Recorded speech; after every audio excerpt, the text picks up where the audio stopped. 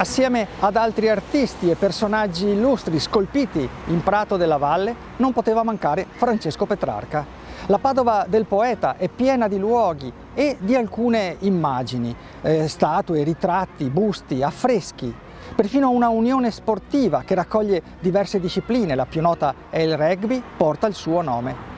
Il rapporto di Petrarca con Padova fu fecondo e profondo, a partire dal suo legame coi da Carrara e con i Colli Euganei.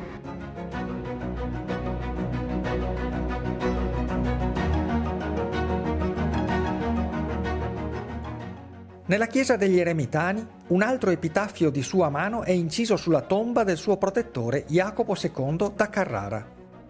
Nemica sorte ci rapì improvvisa il carrarese amato dalla gente. Nessuno come lui fu dolce amico, nessuno come lui ha nemici in viso.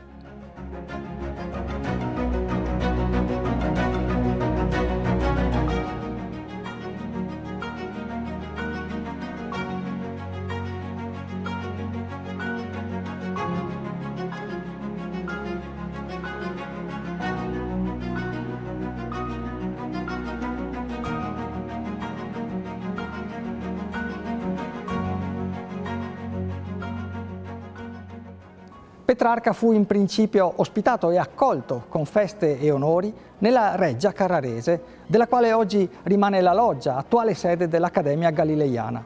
Ma suo luogo fu anche la grande biblioteca di Santa Giustina, dove portò in visita l'amico Boccaccio e lui stesso posizionò nel corso di una cerimonia solenne avvenuta nel 1350 il mento di Sant'Antonio in un prezioso reliquiario. Padova non poteva riservargli un onore più grande.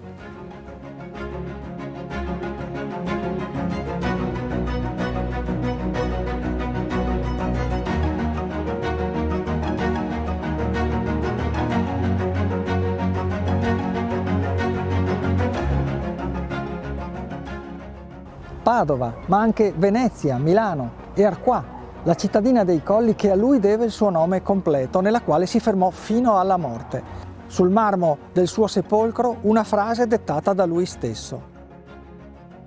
Possa l'anima sua, stanca della terra, riposare nella rocca celeste.